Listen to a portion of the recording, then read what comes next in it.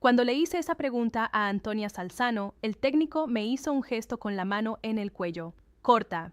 Llevábamos 7 minutos y 14 segundos de grabación. Lo recuerdo porque miré el cronómetro de la cámara cuando me arrancaron el micrófono de la solapa. Lo que Antonia acababa de decir sobre lo que su hijo escribió 3 semanas antes de morir nunca llegó a emitirse, y la frase exacta que pronunció antes de que se cortara todo me persiguió durante 11 años. No me lo dijeron en privado, me lo dijeron delante de 3 testigos con la luz roja de la cámara todavía encendida. Y lo que vi en el cuaderno que ella sostenía en las manos, combinado con lo que descubrí 11 años después en un hospital de Lisboa, terminó con la profesional escéptica que yo creía ser. Caí de rodillas, no aquella tarde en Asís, en otro lugar, mucho después, exactamente donde aquella entrevista interrumpida había dejado una herida abierta. Para entender por qué corté yo misma esa grabación años más tarde, en otro sentido, tengo que volver a aquella sala de la casa de Antonia, en la primavera de 2013. Mi nombre es Elena Vasari. Fui periodista de investigación durante 26 años. Trabajé para 3 cadenas europeas. Cubrí guerras, juicios, fraudes financieros. Hice más de 1,200 entrevistas en mi carrera. Aprendí a no creer en nada que no pudiera verificar con 2 fuentes independientes. No creía en milagros. Crecí en una familia católica de Milán, pero a los 19 años dejé de ir a misa. La fe me parecía algo para gente que necesitaba consuelo. Yo no necesitaba consuelo, necesitaba hechos. Vivía sola con un gato gris llamado Editor, porque me corregía los horarios maullando cuando me pasaba de la hora de cenar. En marzo de 2013, mi productora me asignó un reportaje sobre un adolescente italiano que estaba siendo investigado para una posible beatificación. Carlo Acutis murió en 2006 a los 15 años de leucemia. La angulación que querían era escéptica. Un chico normal convertido en fenómeno de Internet católico. Yo debía exponer la maquinaria detrás del culto. Acepté porque era fácil. O eso creía. Conduje hasta Asís un martes lluvioso. La casa de la familia Acutis no tenía nada de extraordinario. Una sala con muebles sencillos, fotografías del chico en las paredes, un olor a café y a libros viejos. Antonia Salzano me recibió ella misma. Una mujer menuda, de ojos oscuros, con una calma que me incomodó desde el primer minuto. Monté el equipo con mi técnico, Paolo, y con un asistente local. 3 personas en total, además de Antonia. Encendimos las 2 cámaras a las 4:10 de la tarde. Lo sé porque anoté la hora en mi libreta, como hacía siempre. Empecé con preguntas blandas. La infancia de Carlo, su afición a los ordenadores, su trabajo catalogando milagros eucarísticos en una página web. Antonia respondía con frases medidas, sin emoción excesiva, nada que pudiera usar. Entonces, hacia el minuto 5, ella mencionó un cuaderno. Un cuaderno donde Carlo anotaba cosas las últimas semanas de su vida. Lo tenía allí, sobre la mesa, junto a su silla. Lo levantó. Era pequeño, de tapas negras gastadas, con una goma elástica que lo cerraba. Le pregunté qué contenía, y ahí fue cuando su voz cambió. Me dijo que Carlo, 3 semanas antes de morir, escribió algo que en aquel momento ninguno de ellos entendió. Una fecha, un lugar y un nombre que no conocían. Le pregunté cuál era el nombre. Antonia abrió la boca para responder. Y entonces Paolo, mi técnico, que había recibido una llamada al móvil 30 segundos antes, me hizo el gesto. Corta. Algo sobre que la productora había cambiado el enfoque del reportaje y debíamos parar. Miré el cronómetro, 7 minutos y 14 segundos. Pero había algo en esa interrupción que no encajaba. Las productoras no cambian un enfoque a mitad de grabación con una llamada telefónica. Eso nunca pasa. Guardé el equipo con un nudo en el estómago. Antonia me miró mientras enrollaba el cable del micrófono. No parecía sorprendida de que cortáramos. Parecía aliviada, como si hubiera estado a punto de decir algo que aún no debía salir al mundo. Antes de irme, le pregunté si podía volver a hablar con ella en otro momento, sin cámaras.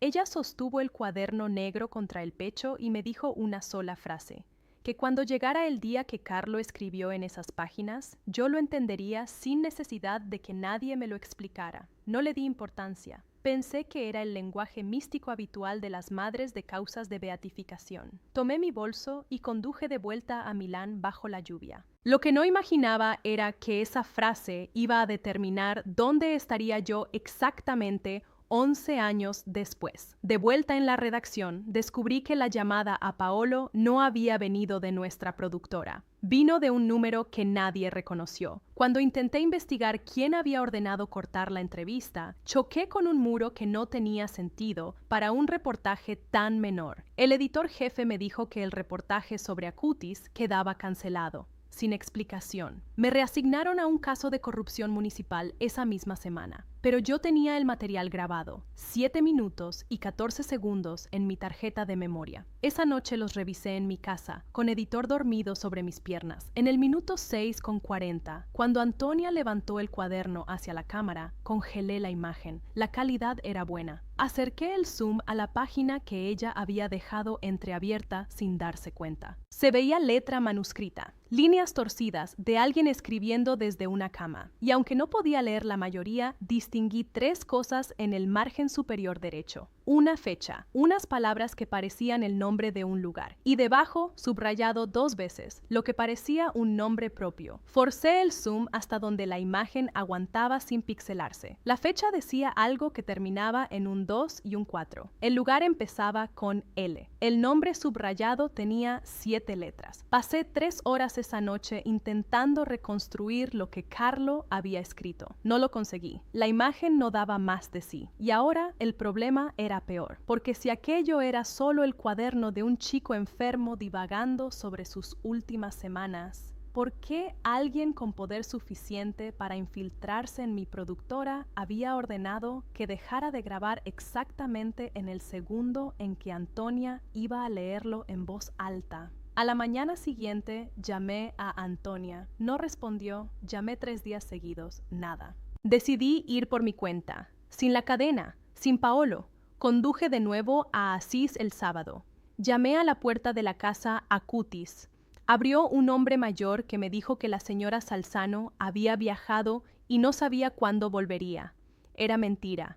Vi su coche aparcado en la calle lateral, el mismo coche del martes anterior. Volví a Milán con más preguntas que respuestas. Y entonces hice lo que cualquier periodista de investigación hace cuando le cierran una puerta. Empecé a tirar del hilo por otro lado. Carlo Acutis había construido en vida una página web catalogando milagros eucarísticos de todo el mundo. Más de 160 casos documentados. Entré en el archivo. Pasé semanas leyendo. Lanciano, Buenos Aires, Santarém, decenas de lugares. No buscaba milagros. Buscaba una pista de por qué un chico de 15 años habría escrito una fecha futura, un lugar y un nombre en su lecho de muerte. Y entre todos aquellos casos, encontré uno que me detuvo en seco. Un milagro eucarístico documentado en una ciudad cuyo nombre empezaba con L. El verdadero problema apenas estaba empezando. Aparqué el caso durante meses. La corrupción municipal me consumía el tiempo, pero el cuaderno negro no me dejaba dormir. Volvía a la imagen congelada cada pocas semanas, como quien aprieta un moretón para comprobar si todavía duele. En septiembre de 2013, mientras seguía atascada, leí una noticia que me erizó la piel. Un niño brasileño de Campo Grande, llamado Mateus, se había curado de una malformación grave de páncreas tras una oración pidiendo la intercesión de Carlo Acutis. Los médicos no encontraban explicación. La iglesia abría una investigación formal. Anoté el dato como periodista. Un caso para verificar. Conseguí, a través de un colega que cubría Sudamérica, el informe médico preliminar. El niño tenía una anomalía congénita en el páncreas anular que le impedía comer normalmente. Después de la oración, en una fecha que el informe situaba en el año 2013, el órgano apareció reconstruido, sin cirugía. Llamé a 2 gastroenterólogos independientes en Milán. Les enseñé el informe sin decirles el contexto religioso. Ambos coincidieron en que una reconstrucción espontánea de un páncreas anular no figuraba en ninguna literatura médica que conocieran. Eso era una anomalía, documentable, pero anomalía. Lo que la convirtió en otra cosa fue lo que descubrí al cruzar fechas. El informe brasileño databa la recuperación inexplicada en un día concreto de octubre. Y cuando lo comparé con mis notas de la entrevista a Antonia, sentí frío en la nuca. Antonia, en el minuto 5 de la grabación, había mencionado de pasada que Carlo en su cuaderno escribió sobre un niño. No le di importancia entonces. Lo tenía grabado. Volví a reproducir el audio. Sus palabras exactas fueron que Carlo escribió que vendrían señales y que la primera vendría de un país caluroso,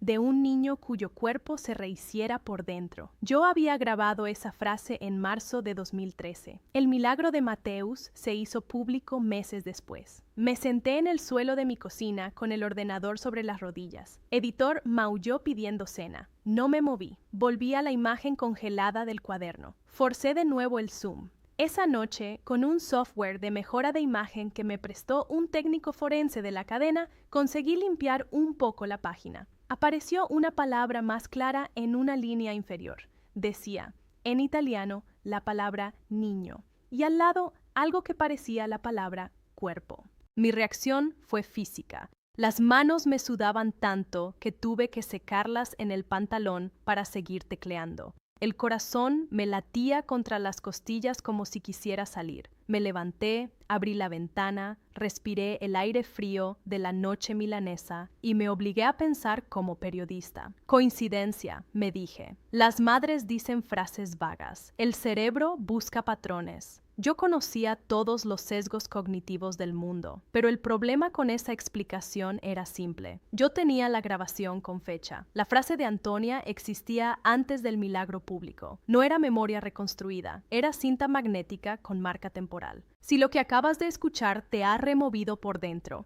quiero darte algo antes de continuar. Preparé una novena a Carlo Acutis, completamente gratuita, para que tú también puedas pedirle lo que llevas guardado en el corazón estos días. La dejé en el enlace de la descripción. Descárgala, rézala durante 9 días y vas a ver que esta historia no se queda dentro de la pantalla. Pero antes de contarte a dónde me llevó todo esto, tengo que volver a lo que encontré cuando por fin logré leer la segunda línea de ese cuaderno, porque la palabra niño no estaba sola en la página. Había algo escrito debajo, y eso fue lo que me hizo entender que yo no estaba investigando un caso, yo era parte del caso. Pasé el invierno de 2013 obsesionada con la página del cuaderno. El software forense tenía un límite. La cámara había capturado la imagen en un ángulo oblicuo, y por más que mi contacto trabajara el archivo, la fecha del margen superior seguía borrosa, solo el final, S2 y S4. Necesitaba el cuaderno físico, o al menos otro testigo que hubiera visto su contenido. Encontré a un sacerdote que había acompañado a la familia Acutis en los últimos meses de Carlo, un hombre llamado Don Sandrino, ya retirado, que vivía en una residencia en las afueras de Perugia. Le escribí. Para mi sorpresa, respondió. Aceptó verme. Conduje hasta Perugia un día helado de enero de 2014. Don Sandrino era un anciano de manos temblorosas y memoria intacta. Le dije que investigaba a Carlo.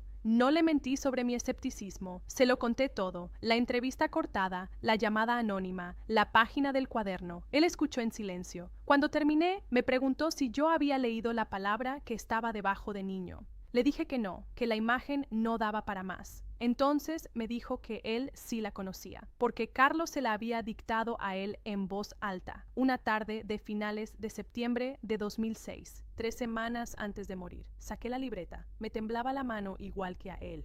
Don Sandrino me dijo que Carlo, débil ya por la leucemia, le pidió que anotara unas cosas que él decía ver con claridad, no como visiones dramáticas, como certezas tranquilas. El chico hablaba de señales que vendrían después de su muerte para confirmar su camino. Habló del niño, del país caluroso, y habló de una segunda señal, una mujer, con un golpe en la cabeza, en un país pequeño del otro lado del mar. Me quedé sin aire, porque en marzo de 2014, justo entonces, no existía aún el segundo milagro reconocido de Carlo. Yo estaba escuchando, en una residencia de Perugia, la descripción de algo que la iglesia no reconocería hasta muchos años más tarde. Una joven costarricense, Valeria Valverde, que sufriría un trauma craneal grave tras una caída de bicicleta en Florencia y cuya recuperación inexplicable, tras la oración de su madre ante la tumba de Carlo en Asís, sería aprobada como segundo milagro en 2024. Pero yo no sabía nada de eso en enero de 2014. Don Sandrino tampoco. Él solo repetía lo que Carlo le había dictado 8 años antes. Una mujer. Golpe en la cabeza. País pequeño al otro lado del mar. Le pregunté, con la voz quebrada, si Carlo había escrito algo más. Una tercera señal. El anciano bajó la mirada. Me dijo que sí, que había una tercera, pero que esa Carlo no la dictó para el mundo. La escribió de su puño y letra en la última página del cuaderno, con una fecha, un lugar y un nombre. Y que pidió expresamente que nadie la leyera hasta que llegara el día. Le pregunté el nombre. Don Sandrino me miró con sus ojos acuosos y me dijo que no lo recordaba con certeza, porque Carlo no lo había dicho en voz alta. Solo lo escribió, pero que recordaba que la madre, Antonia, palideció cuando lo leyó por primera vez, y que desde entonces guardaba el cuaderno como se guarda una bomba que aún no ha estallado. Volví a Milán esa noche conduciendo despacio, porque me temblaban demasiado las piernas para pisar el acelerador con seguridad. Hasta ese momento yo perseguía una buena historia. Ahora perseguía algo que me incluía a mí, y todavía no entendía cómo. Esa misma semana intenté de nuevo contactar con Antonia. Esta vez respondió un correo escueto. Decía que ella sabía que yo seguía buscando, que comprendía mi necesidad de pruebas, y que cuando llegara el momento yo no necesitaría que ella me leyera nada, porque estaría exactamente donde debía estar. La misma frase, con otras palabras que me había dicho en 2013. Cerré el portátil. El miedo que sentía no era de periodista, era de otra cosa, algo que llevaba dentro desde los 19 años, cuando dejé de creer y que se removía ahora como si despertara. Necesitaba entender quién había sido realmente este chico, y cuanto más leía, más se desmoronaba la profesional fría que yo creía ser. Durante todo el año 2014 investigué a Carlo Acutis como nunca había investigado a nadie, no con la frialdad del reportaje, con una urgencia que no sabía nombrar. Reconstruí su vida pieza por pieza. Nacido el 3 de mayo de 1991 en Londres, hijo de padres italianos. Criado en Milán, en mi propia ciudad, a pocas calles de donde yo vivía. Un chico común. Le gustaban los videojuegos, programaba, jugaba al fútbol. Pero desde los 7 años pedía ir a misa todos los días. Decía que la Eucaristía era su autopista al cielo. Construyó él solo, siendo un adolescente, una exposición virtual de milagros eucarísticos que terminó recorriendo parroquias de todo el mundo. Más de 160 casos catalogados con rigor casi científico. Eso me impresionó. El chico documentaba, verificaba, como yo. En octubre de 2006 le diagnosticaron una leucemia fulminante, tipo M3. En 3 días pasó de sentirse cansado a estar grave. El 12 de octubre de 2006 murió en el Hospital San Gerardo de Monza. Tenía 15 años. Ofreció sus sufrimientos por el Papa y por la Iglesia. Sus últimas palabras, según los testigos, fueron de paz total. Su cuerpo fue enterrado en Asís, la ciudad de San Francisco, como él había pedido. En 2019 lo exhumaron para el proceso de beatificación. Y aquí encontré el dato que me obligó a apoyar la cabeza en el escritorio durante un buen rato. El cuerpo fue hallado en un estado de notable conservación, vestido con vaqueros y zapatillas, como un chico de hoy, expuesto en la Basílica de Santa María de los Ángeles. Yo había visto miles de informes forenses en mi vida. Conocía los procesos de descomposición. Leí el acta de la exhumación. Los términos eran cautos. La Iglesia hablaba de integridad, no usaba la palabra incorrupto a la ligera. Pero los datos que describían el estado del cuerpo tras 13 años no cuadraban con lo que yo había visto en cientos de casos. Y entonces, en octubre de 2014, di con la conexión que cerraba todo lo que había estado persiguiendo. Conseguí por fin hablar con Antonia Salzano por teléfono durante 40 minutos. Me concedió esa llamada porque, según me dijo, había rezado y había sentido que debía hacerlo. Le pregunté directamente por la tercera señal, la que Carlo escribió de su puño y letra. Antonia guardó silencio largo. Después me dijo que Carlo escribió que una persona que no creía se arrodillaría, en un lugar concreto, en una fecha concreta, y que esa persona recibiría una prueba que no podría refutar con ninguna de sus 2 fuentes independientes. Se me cayó el teléfono de la mano. 2 fuentes independientes. Esa era mi frase. La frase que yo usaba en cada reunión de redacción. La que había dicho en voz alta, en su sala, en marzo de 2013, antes de que cortaran la grabación. Recogí el teléfono. Le pregunté, con la voz rota, si Carlo había escrito un nombre. Ella me dijo que sí, que escribió un nombre propio de 7 letras, y la fecha terminaba en 2 y 4, y el lugar empezaba con L, lo mismo que yo había logrado distinguir en la imagen pixelada del cuaderno. Le pregunté, suplicando ya, cuál era el nombre. Antonia me dijo que no me lo diría, que si me lo decía, yo pasaría los años siguientes intentando manipular los hechos para que encajaran, porque así trabajaba mi mente, y que el milagro no estaba en saberlo antes. El milagro estaba en reconocerlo cuando ocurriera. Después me dijo la fecha y el lugar. Mientras investigaba a Carlo durante todos esos meses, encontré algo que desde entonces llevo siempre conmigo. Un rosario hecho en su memoria, con cuentas que recuerdan a las pequeñas flores que él tanto quería. No es una reliquia ni promete milagros. Es sencillamente una manera de rezarle cada día y de tenerlo presente, como yo lo tuve presente en cada paso de esta búsqueda. Lo dejé en el mismo enlace de la descripción, por si tú también quieres llevarlo contigo o regalárselo a alguien que esté atravesando una noche oscura. Llega a cualquier país del mundo, porque lo que Antonia me dijo aquella tarde por teléfono, la fecha y el lugar exactos que Carlo había escrito en su lecho de muerte, todavía no se lo había contado a nadie, y aún faltaban 10 años para que entendiera por qué. La fecha que Antonia me dio era de octubre de 2024. El lugar, una ciudad cuyo nombre empezaba con L, Lisboa. 10 años en el futuro. En 2014, aquello me pareció casi un alivio. Una predicción tan lejana que no tenía por qué ocuparme de ella. Archivé la grabación, archivé mis notas y volví a mi vida. Durante esos 10 años pasó de todo. Dejé la cadena en 2017. Trabajé como freelance. Mi gato editor murió en 2019 y lloré más por él que por casi cualquier persona, porque me di cuenta de que estaba sola. En octubre de 2020 vi en las noticias que el Papa Francisco beatificaba a Carlo Acutis en Asís. Lo vi por televisión con un café frío en la mano. La frase de Antonia volvió a mi cabeza, la aparté. Seguí sin creer, o eso me decía. Pero algo había cambiado. Había empezado a entrar de nuevo en iglesias, no a misa, solo a sentarme, a respirar ese silencio. En el verano de 2024 me diagnosticaron un tumor cerebral, localizado en una zona delicada del lóbulo temporal. Los médicos de Milán hablaron de cirugía urgente, pero el caso era complejo y me derivaron a un centro especializado en neurocirugía de precisión. Uno de los mejores de Europa estaba en Lisboa. Lisboa. Sentí el suelo moverse bajo mis pies cuando la oncóloga pronunció esa palabra en su despacho. Pregunté la fecha de la operación. Me la dieron. Octubre de 2024. Salí del hospital y vomité en la acera. No por el tumor, por el calendario. Volé a Lisboa la primera semana de octubre. Sola. No tenía a nadie que me acompañara. Me ingresaron en el hospital de la universidad para los estudios previos. La operación quedó fijada para una fecha que, lo juro por lo único sagrado que me queda, terminaba en 2 y 4.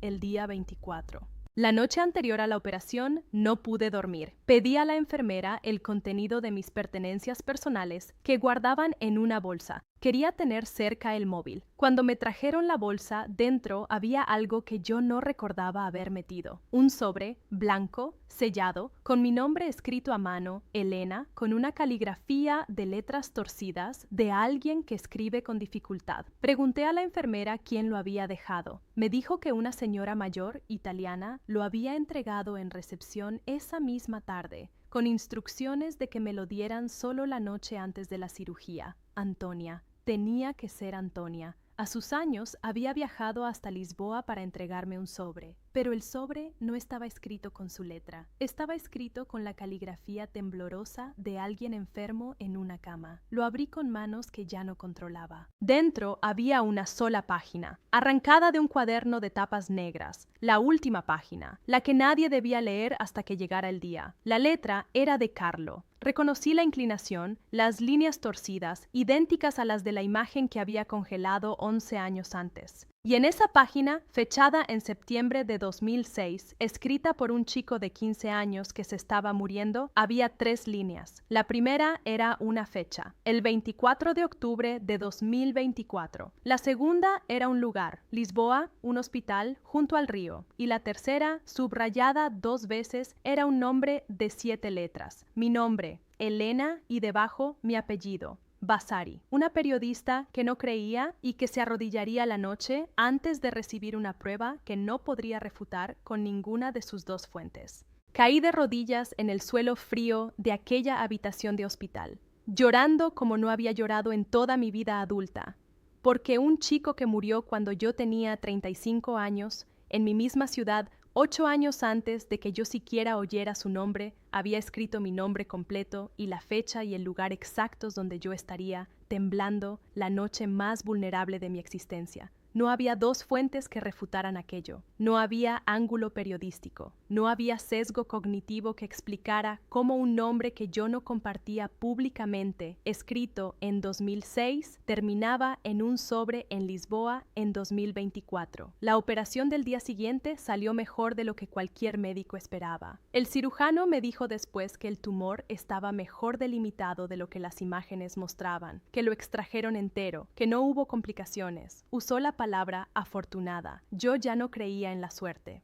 Cuando salí de la anestesia, sostenía esa página contra el pecho, igual que Antonia sostenía el cuaderno aquella tarde de 2013. Por fin entendía por qué corté yo aquella entrevista, en el sentido más profundo. La grabación se detuvo a los 7 minutos porque yo no estaba lista para escuchar la verdad en 2013. Carlo lo sabía, Antonia lo sabía. La prueba no debía dármela una entrevista, debía dármela la vida en la fecha exacta, en el lugar exacto, con mi nombre escrito por la mano de un santo. Hoy tengo 53 años, estoy libre de la enfermedad y mi vida es otra. Dejé el periodismo de investigación. Ahora doy charlas por toda Europa contando esta historia. He hablado en parroquias de Milán, de Madrid, de Buenos Aires. Llevé mi testimonio, junto con la página original del cuaderno y mi grabación con marca temporal de 2013, ante los responsables de la causa de Carlo en el Vaticano. La examinaron, no la rechazaron. El 7 de septiembre de 2025 viajé a Roma. El Papa León XIV canonizó a Carlo Acutis durante el jubileo, San Carlo Acutis. Estuve allí entre la multitud, con la página de su cuaderno guardada en una funda contra mi corazón. Cuando se proclamó su nombre como santo, no pude sostenerme en pie. La mujer que tenía al lado, una desconocida, me agarró del brazo para que no cayera. Antonia Salzano me encontró entre la gente después de la ceremonia. Nos abrazamos sin decir nada durante 1 minuto entero. Ella ya no necesitaba leerme nada. Yo ya lo entendía todo, exactamente como me había prometido aquella tarde lluviosa de 2013. Hace unos meses volví a entrar en una iglesia de Milán, a pocas calles de donde Carlo creció. Me arrodillé, recé. Por primera vez desde los 19 años, sin pedir verificación, sin buscar la segunda fuente. Y entendí algo que ningún reportaje me había enseñado en 26 años de carrera, que las pruebas más importantes de la vida no se buscan, te encuentran en el día exacto, en el lugar exacto, cuando ya no te queda más remedio que arrodillarte. Yo viví 35 años exigiendo evidencia, y la evidencia me esperó escrita y firmada durante 18 años en la última página de un cuaderno negro. Si este testimonio te ha marcado tanto como marcó mi vida entera, te pido una sola cosa. Suscríbete a este canal y comparte este video con alguien que necesite escucharlo esta noche. Aquí seguimos recogiendo las huellas que Carlo Acutis dejó por todo el mundo, una por una. Y si quieres llevarte algo de esta historia contigo, en la descripción están la novena gratuita que preparé al principio y el rosario del que te hablé para que reces y mantengas viva su memoria. Reza por mí, como yo rezo ahora por ti. Carlo decía que la Eucaristía era su autopista al cielo. Las huellas del cielo están en todas partes, solo hay que saber mirar.